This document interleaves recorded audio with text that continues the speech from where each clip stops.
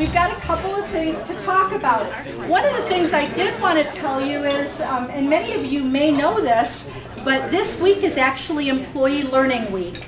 And we're pretty fortunate. We've got a couple of people here that are from our Peoria chapter, the heart of Illinois. And in fact, Sarah Jeffcoat is the NAC person, which is National Advisor for Chapters. She has been kind of my right-hand person helping me through the year. But Sarah, being from Peoria, actually got a proclamation for us. Can you just say something real quick about Employee Learning Week, Sarah? Oh, sure. Okay, well, Kid just told me I need to tell a story about this too. But I'll tell you first about this proclamation. Governor Quinn actually proclaimed December 3rd through 7th as Employee Learning Week. So it's actually, from what I understand, it's actually read into the session. So all across the state of Illinois, it will be known as Employee Learning Week. So that's exciting. But one of the first years I met Ken Phillips over here, it was our infamous, illustrious Governor Blagojevich, and I actually had people who said... So we paid for it. Yes, we did, in many ways. But I had people asking me if I was going to put it on eBay to make a few dollars off of it. It might be worth something now, you know, it's a signed proclamation. But yeah, I try to get the proclamation every year. This year it came a little late. We actually just got it yesterday. But I think it's important that if we have an opportunity to get recognized at that level, even though I guess the proclamations aren't put in the local newspapers or anything like that, it still gives us an opportunity to get some exposure from ASTD and from what we do.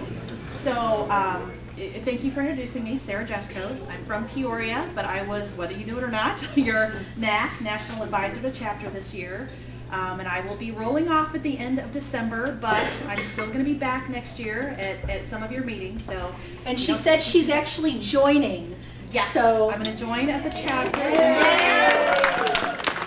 I have so much fun up at your meetings. I mean, I love ASTD, as one of my colleagues here can attest to. Dave Goranson is our Peoria, or Heart of Illinois chapter president for 2012. And they get tired of hearing me talk about ASTD, but it's a great organization and we have a great chapter. But I thought I'd say a few more things about Employee Learning Week. Employee Learning Week is an awareness campaign that allows organizations to link all their learning activities throughout the year, link it to their business objectives, and then talk about it. So I'm not sure if any of your organizations took the opportunity to recognize some of the things that you've accomplished. I work with my department manager, to put together just an announcement that we sent to our VP level about all the different learning activities that took place, you know, at our company. And so that was kind of exciting because I think we said I think we have 850 employees, and we offered, I want to say like 221 different learning opportunities throughout the year. Yeah, they were excited too about our birthday. So that was kind of exciting to put it on paper, and then to let our vice president level folks know, you know, because sometimes at that level they're like, why is my person in training again? Why are they off the job? Why are they away from their desk? So that was exciting. And we will have the proclamation up on the CCASTD website by Monday. So unfortunately it's probably a little too late because the week is over. But if you actually want to show your manager, you'll be able to access it up there. Yes, yes. And on our site, I just linked the PDF because I'm not as good as Greg and Larry and some of your other folks at the whole website thing, so I just stuck a PDF out there as well. So thank you very much for letting me speak. I appreciate it. Thank you. Before I turn this over to Mike Colky, I wanted to recognize, you know, we were impressed that we had some people from Peoria here, but we actually have someone from South Africa here. Justin Cohen came just because he heard in Chicago we throw a hell of a party. But Justin's actually speaking tomorrow. Heart of Illinois has an all-day conference, and Justin wanted to just take a couple of minutes. And can you tell us just a little bit about kind of yourself and what you're going to be talking about tomorrow? Sure. Well, you know, if you're going to ask me. Okay, can I just say?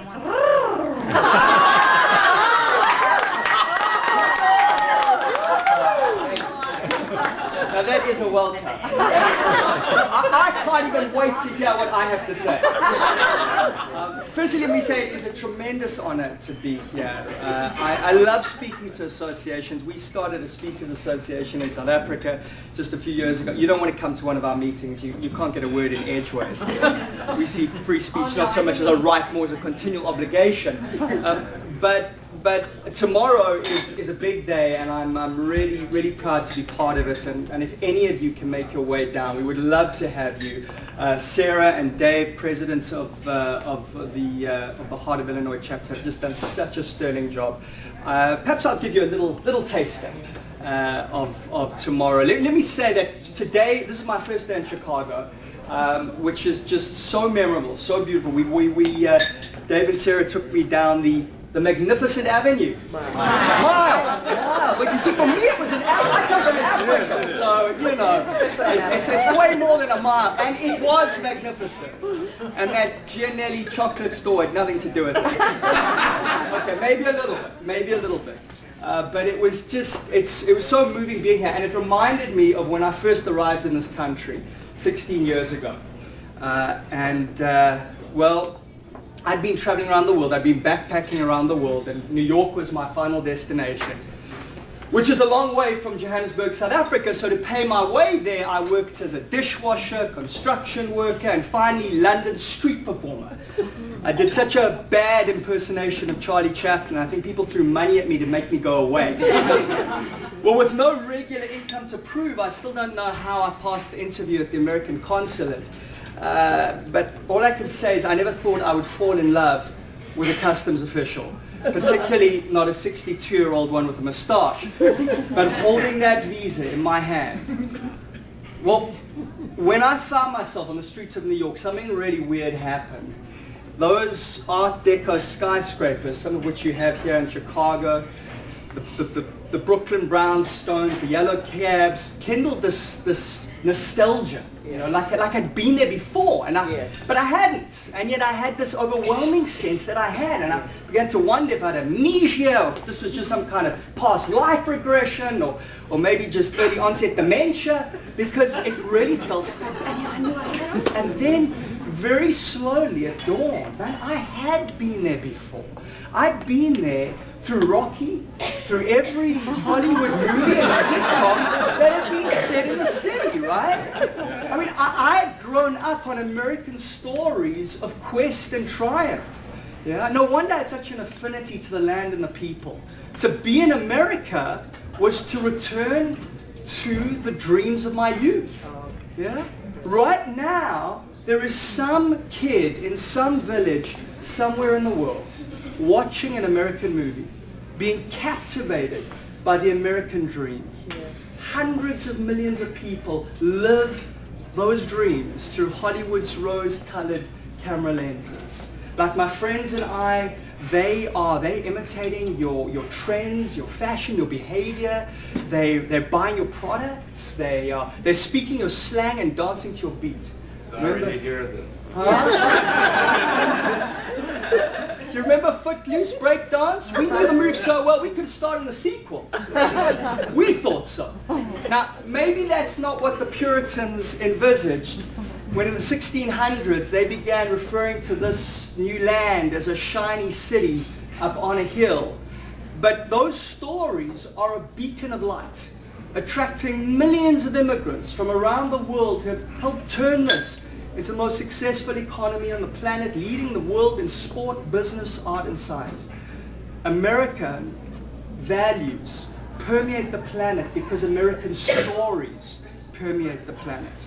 The United States conquered the earth not with nukes, but with stories, turning itself into the cultural mecca of the world. Now, stories are not just America's secret weapon. They're each of ours too, particularly those of us in training and development. And so tomorrow I'm going to be talking about how stories have driven the explosive speed of human progress and how we can use them to drive our own. If you want to grow an organizational culture, share knowledge, lead or sell and market more effectively, you need to use the oldest, most powerful form of influence. You need to tell a story. Finally, we'll look at the stories that we tell ourselves. These are the source of our success or failure. So it is Employee Learning Week. And like many things, right now in South Africa, there is an American Society for Training and Development taking this knowledge and spreading it and leading and growing our people. And so I'm grateful to you for that, and we are. And so if you can make it tomorrow, we'd love to have you. And perhaps let me just leave you with this. Sue did say that I had about 2.5 minutes, and I've got about 20 seconds left.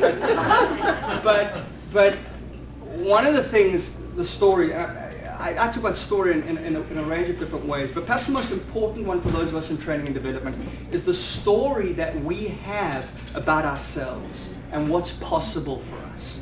You know, if you're training people who have what I call a greatness is born story, then why learn, right? Why develop? And so what we really need to inculcate is a greatness grows story.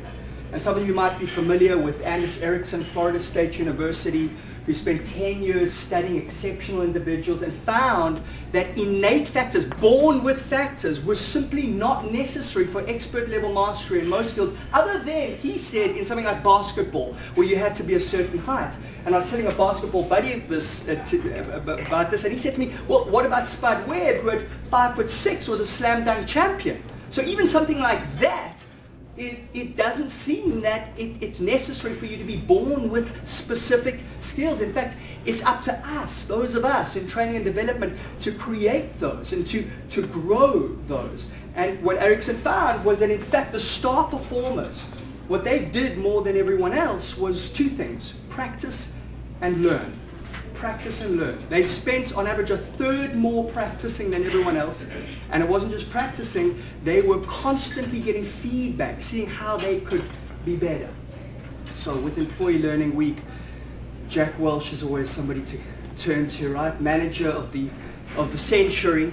And Welch said that the greatest competitive advantage that an organization has is its ability to learn and translate that learning into action as rapidly as possible. Now that may make us think that what we need to do is get our people into classrooms, right? But then take account of what Einstein said. Einstein said the only thing standing in the way of my learning is my education. Because sometimes education blinkers us, right? It holds us back, you know? So look, it's clearly not true in practice, but look how true it is in theory.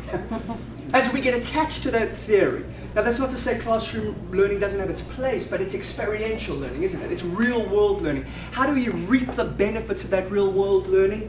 Through stories. Through stories, both sharing those stories. It was great to hear what Sarah does in your association, and I hope many of you are familiar with SOS. What a great concept, yeah?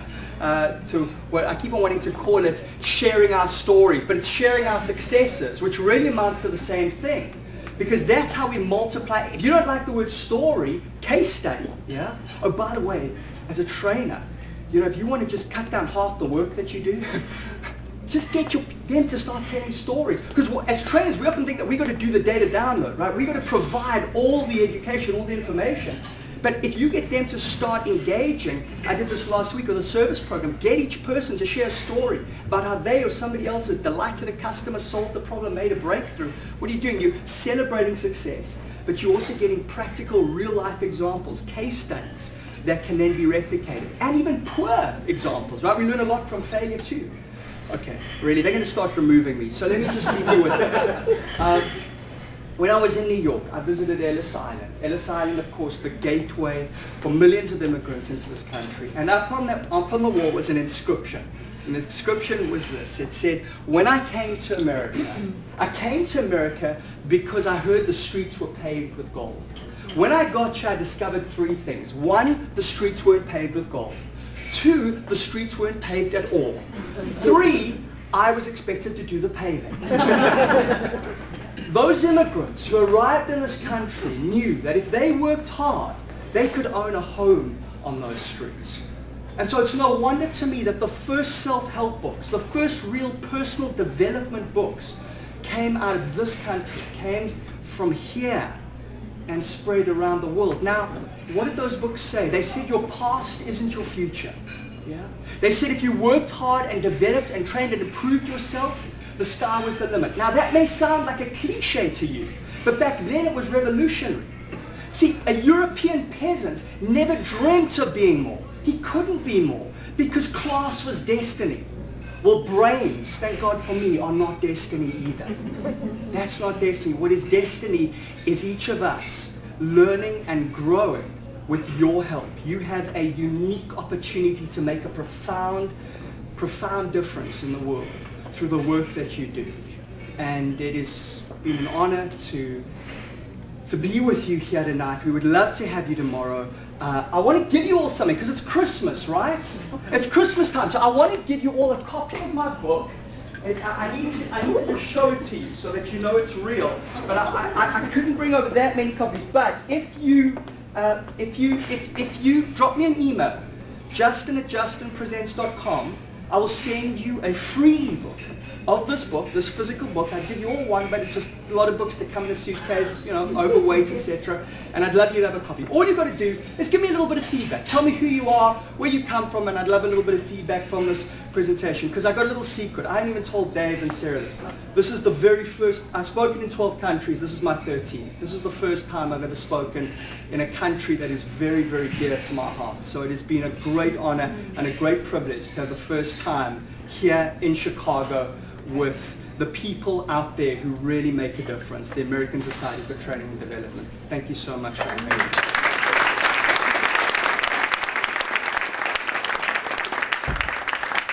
All right, now tell us again, because everybody who knows me knows I have to get books. What is the email address again? Well, you. Fabulous. Here's what I heard. Thank you very much. All right, so for everyone else. It's Justin, so my name Justin at Justin Presents, PRESENTS.com. Great. Thank you so much. So the past is not your future. I like that. That's very interesting. So as we look at our year for 2012, our theme was engage. Let's see, can I do this? Engage, execute, thank you, engage, execute, and exceed. And so we had so many people that did. One of the people, though, that I think would have been so pleased to see where we are now is Deb Colky.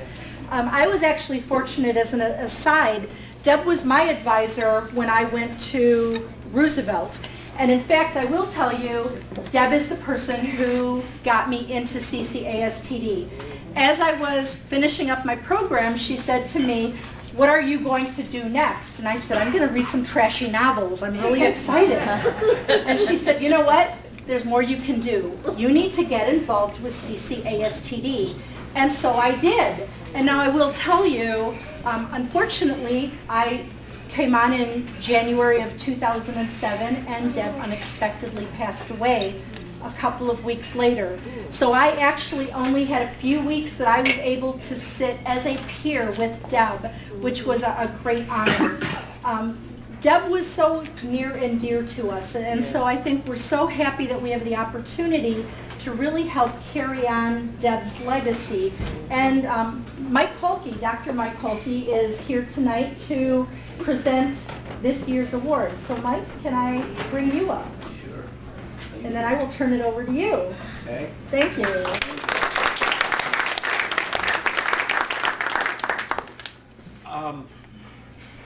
Yeah, I am the most fortunate individual in the world that I got to live and be mentored and became a better man and a better individual, a better person, because I lived with such an incredible woman named Deborah Colky, not only as my best friend, as my business partner, as an author, co-author in terms of this. So the legacy continues, and I think that's what makes this so beautiful. And before I go into that, a couple quick things. This year we had an incredible number of applicants that were great, and I'd like to thank all of them for participating. And most importantly, and this is about social occasions too, the stories and all this that we talk about, there's a whole bunch of people that not only know Deb, but also helped in making this come true and putting together the Deb Colky Scholarship that we have. And to all of you that have helped and known Deb, all I can do is, from the bottom of my heart, thank you all for your friendship, for your support, for your kindness, for everything that you've done to help continue to keep the legacy going on someone that I think was incredible, not only for our field, in terms of where we are in terms of competencies, and where you can see the certification process is really going forward, and Deb was one of the original people on the certification process and brought it into academia to make sure that it was passed on and that there was consistency. I worked with Deb for 20 years as not only was I married to her for 27 years when we were together, 29 years, and I'm blessed I had my soulmate, and very few people ever get to come up here and say to you that they lived with their soulmate and had their soulmate. So I'm blessed. And so this award that we've all talked about, Sue talked about, Deb helping her move forward, everybody's talked about this.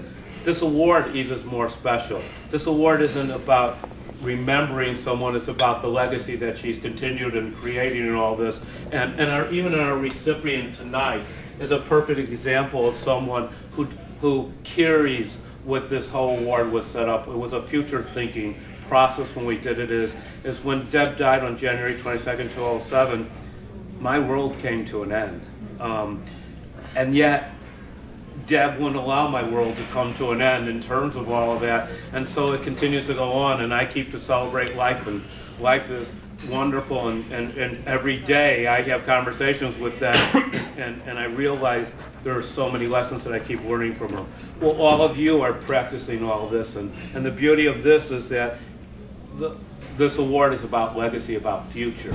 It's not about looking past, but it's looking forward and where we're going forward, and to continue on with all the things that Deb represented and all the things that she encouraged, and which was lifelong learning, making sure that you're passionate about what you do, whether if you're a trainer or an educator, you have something to do. It may not be the greatest. We don't recognize our heroes as our educators and our trainers, and yet they're the ones. We unfortunately recognize those that are in sports, they get that. But tonight you can see the value of what Deb does and what all of you do in terms of training and education, the impact that you have on people, the foundations that you set for others to move their lives forwards. That's what this is about. This is about moving forward. And in that way, we're very fortunate. Tonight, the recipient received their bachelor's at Loyola University, their master's in training development, who was advised by Deborah Colky in terms of that. And Deb would be pushing someone on to go on and pursue their education. Well, this person's doing that, who's getting a doctorate in education and training and development in terms of that field.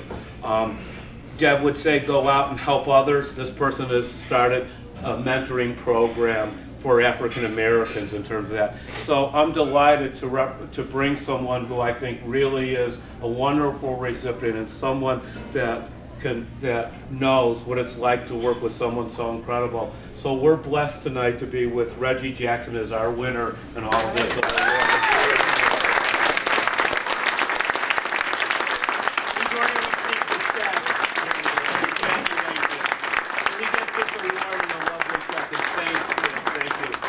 You talk in terms of that. You're on now. Do your thing. This is really quite an honor for me to get this award named after Dr. Deb Colky, because she was my advisor at Roosevelt, and she also got me involved in CCASTD, and she also helped me a lot when I was getting my first training and development position. So this is really so nice to get this, and the fact that I'm still in school and working towards my doctorate and some of the other work that I'm doing, this makes it even more special. So thank you very much.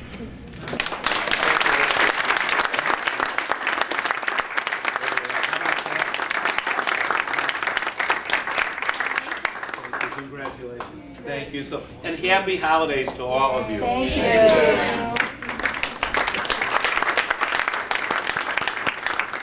So I didn't didn't realize that Deb pushed people to go on further because Deb actually never told me to go for a doctorate. And you can come over to my garage and I can give you a bunch of trashy books. She has to read those. Yeah. She wondered what to do with me next, so okay, thank you. Thanks. So what I do want to do, though, is can we recognize the folks that helped with this year's award? Yes. So if you were involved in working with Mike in this award, can you just stand up? Come on, we got some volunteers over here.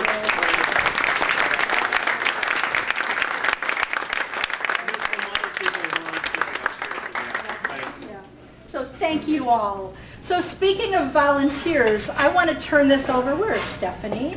Here she is, right in front of me with red. Stephanie is our Director of Volunteers, and she's done such a fabulous job this year, really getting people engaged.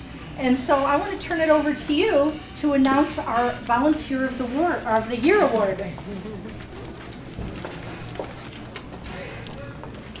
Did everybody see the honor roll on the back of the front of the original program?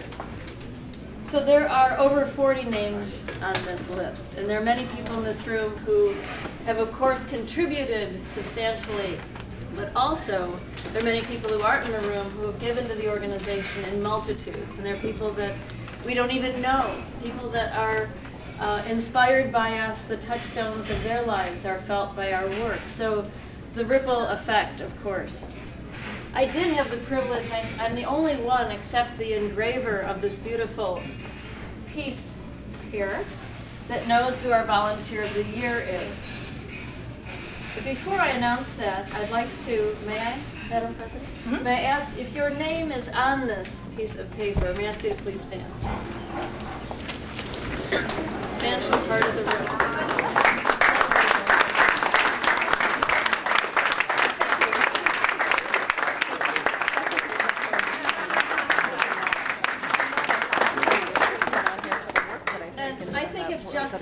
Here, he would be the first to apply for the next role. We can guarantee it with stories to come. So there's a few thoughts about this. So the way the process works for Volunteer of the Year is the board of directors, each is in clandestine fashion, is allowed to submit to the volunteer committee a name or two, or it sounds very Sound of Music of me, but Dola Tito Ray.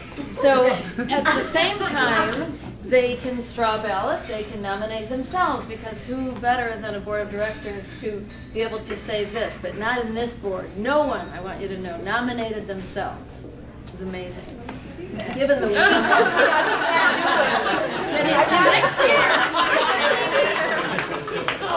given the amazing work. So in retro fashion, since last year on this night, we couldn't decide, we, meaning I, couldn't decide, would Limmy Baxler please stand and Felicia Levy please stand?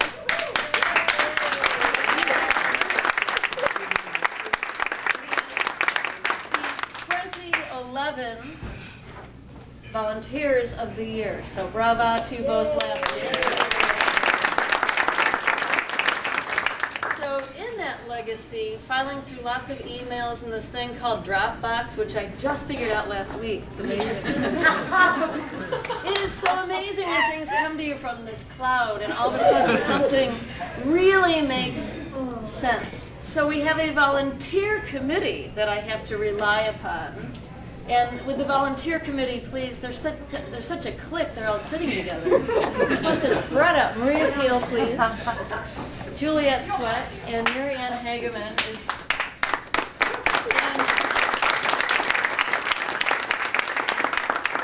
and Beverly Felt, who you'll meet tomorrow, Justin, who will probably have a ooh la la moment with you as well. She is the fourth member of our wonderful committee. So thank you to each of you. So if Juliette, though, would remain standing as here, and if her spouse, whom I clandestinely called,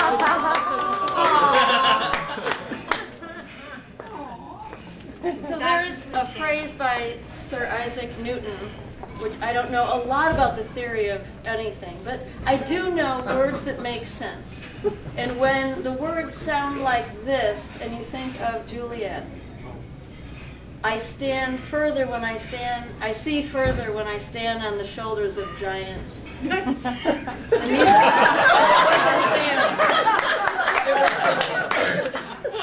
So, Juliette Swett, from being an airline attendant, talk about stories, airline attendant to librarian to in the wonderful world of WLP.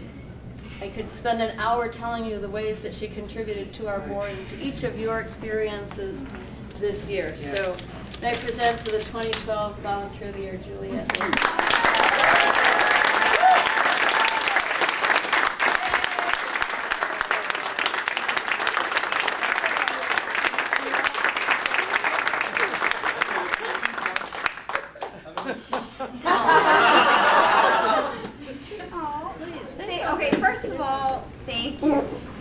To everybody, and I can't follow that Justin guy. It's just too much. But in all honesty, for everybody who knew me January of, what was it, last year to where I am now, I owe most of it to CCASTD. All the support, everything that I've gotten has been networking with everybody here. I mean, it means so much to me that you guys decided that this was an appropriate, I was an appropriate recipient for the award, because I just feel very strongly about the organization. It really has helped me transition from one career to the next, and I feel very, very grateful to be a part of the group. And anything that I can do to help in the future, I just want to be there. So thank you so much. And thank you for inviting my husband.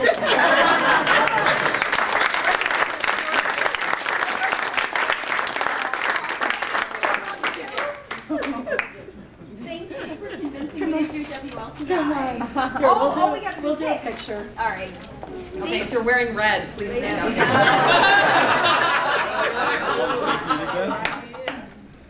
Wait, one more, sorry. Blurry. There we go. Thank you. Thank you.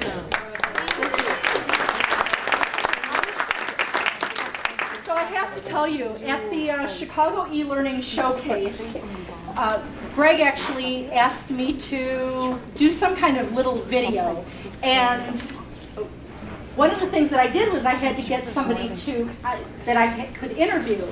And I asked Juliette, and Juliette said, oh no, I can't talk in front of people. Well, honey, you've come a long way. You've done good, so great. So I want to thank you all for coming tonight. What I want to do is one thing. If you were a 2012, on my 2012 board, would you stand up?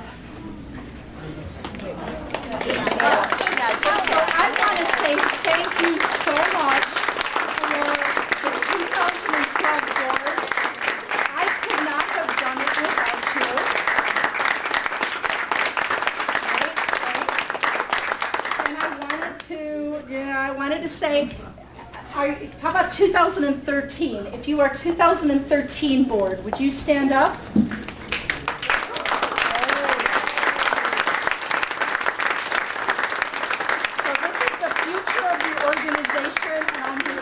Paula and myself, we are so happy to have you.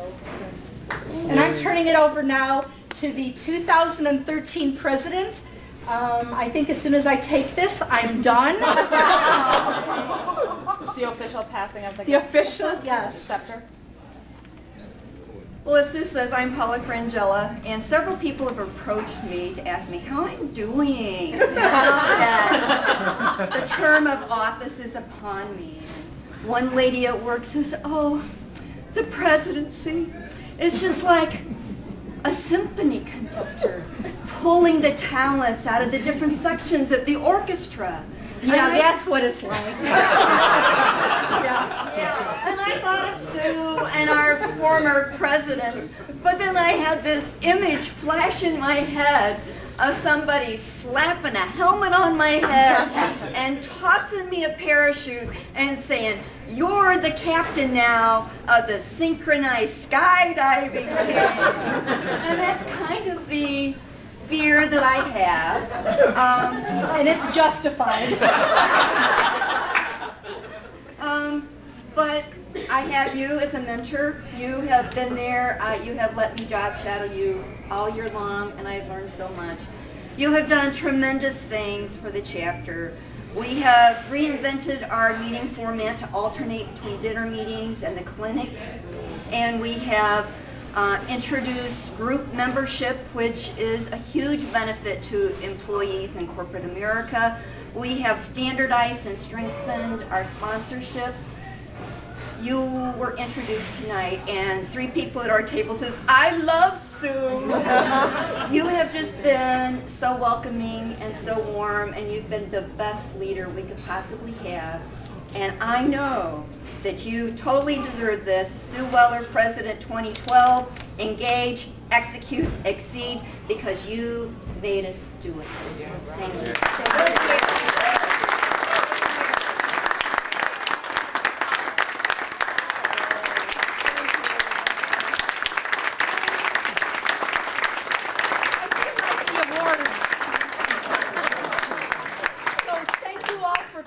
We will look forward. We're not done yet.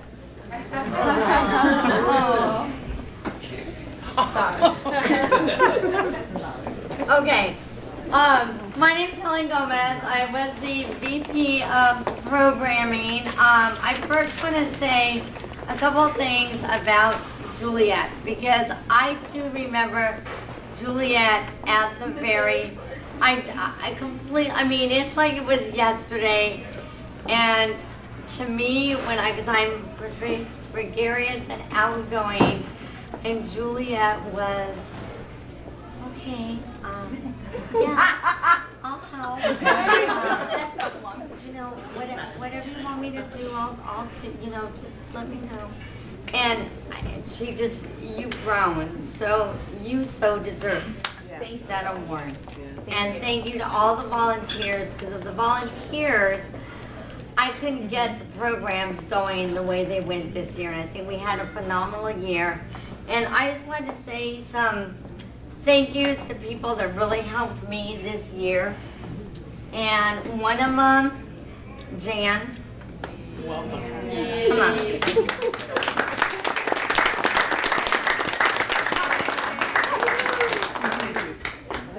Okay. You know me. Yeah. All right. Code for something, I don't know. Andy, who's turned out to be a brother, a confident, a huge help. Get up here. Yay. Thank you. And for those of you that I'm sure everybody here has met Andy, but if you haven't, Andy works with Ewald Consulting, who's a consulting firm that works with CCASTD to just as kind of backup support. He's been very helpful this year. He's done a lot with us, very hands-on.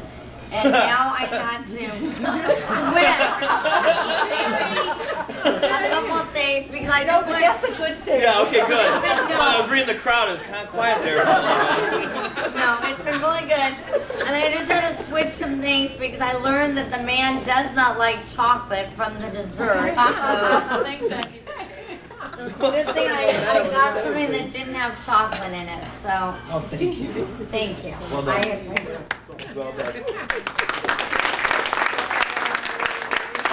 All right. Sue, come on. All right. She's going to cry. My eyes don't tear, but Sue was the one who had called and talked to me and said to do it, to just get on board and be VP. She doesn't know. I have her on the phone. I've got a husband over here.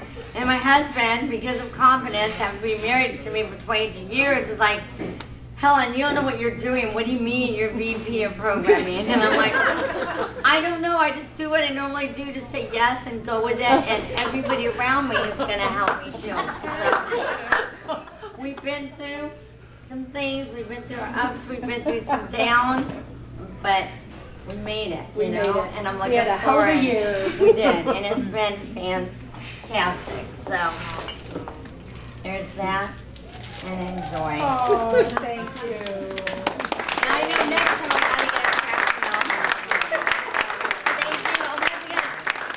Thank you to everybody who came tonight. And if I could just ask one favor for 2013, as you get those lovely evaluations after we do dinners and clinics and programs, if you give us our feedback on that, that's what just helps us grow and become stronger and stronger and stronger. Because what I do, Dawn is VP of programming with me next year, but what it's all about is making sure that we are putting together programs that are for our members, that you can walk away and take something from it. So thank you for 2012.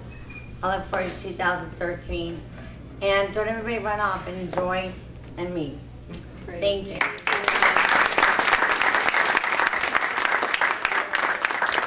Well, we kept you a little longer tonight than we usually do. I know it's a school night and many of you have to leave. What I will say though is if you're a little jealous that you didn't get some gifts, we can fix that. All you need to do is come volunteer with us next year.